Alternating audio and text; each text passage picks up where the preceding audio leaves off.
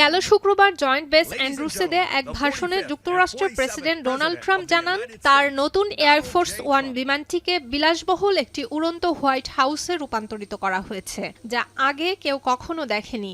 এর আগে মার্কিন প্রেসিডেন্টকে সাম্প্রতিক ইউরোপ সফর থেকে ফিরিয়ে আনা বোয়িং ৭৪৭ জেটটিকে অবসরে দিয়ে একটি জাদুঘরে পাঠানো হয়েছে। তবে উপহারের খবর থেকে আজ পর্যন্ত প্রেসিডেন্ট ট্রাম্পকে বহনকারী নতুন এই বিমানটি নিয়ে বিতর্কের শেষ নেই। প্রায় $৪০ কোটি মূল্যের ৭৪৭-৮I জেট বিমানটি মার্কিন সরকারকে উপহার দিয়েছে কাতারের রাজপরিবার।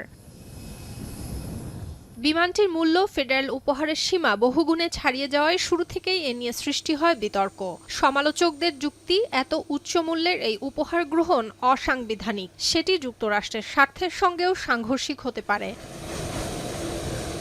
ফেডারেল আইন অনুযায়ী মার্কিন কর্মকর্তারা কেবল $৪৮০ কম মূল্যের উপহার গ্রহণ করতে পারেন। যদিও হোয়াইট হাউস জোর দিয়ে বলছে বিমানটি গ্রহণ করা আইনসম্মত।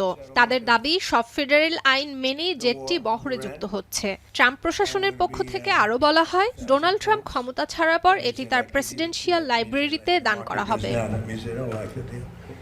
এছাড়া বিমানটির সংস্কার কাজে ব্যবহৃত $1 বিলিয়ন নিয়েও রয়েছে বিতর্ক। অভিযোগ উঠেছে, সেন্টিনেল নামক একটি আইসিবিএম বা আন্তঃমহাদেশীয় ব্যালিস্টিক ক্ষেপণাস্ত্র কর্মসূচির বাজেট থেকে এই অর্থ খরচ করা হয়েছে। 72 ঘন্টা ময়েশ্চার লক সমৃদ্ধ লিলি হুইপড শিয়া মিস্টিক গ্লোয়িং বডি ওয়াশ। শিয়া বাটারের গুডনেস স্কিন রিপেয়ার করে রাখে সফট ও গ্লোয়িং, ছড়িয়ে দেয় লং লাস্টিং ফ্রেগন্যান্স। এদিকে কাতার সরকারের এই উপহার গ্রহণের সপক্ষে ট্রাম্প যুক্তি দেন, বিদেশি নেতাদের ব্যবহৃত আধুনিক বিমানের সঙ্গে তাল মিলিয়ে চলতে নতুন জেটটি প্রয়োজন। দেশগুলো যুক্তরাষ্ট্রকে অনেক সম্মান করে, অথচ তাদের কাছে আরও উন্নত বিমান রয়েছে, যা যুক্তরাষ্ট্রের কাছে নেই। সেটি কিছুটা হাস্যকর।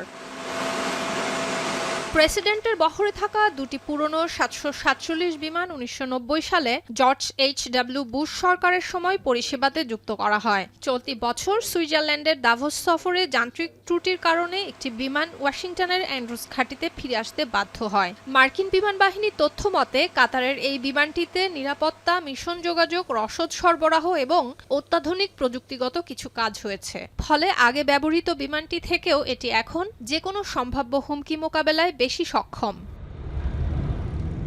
সুলতানা দিনা, এখন বিশ্ব।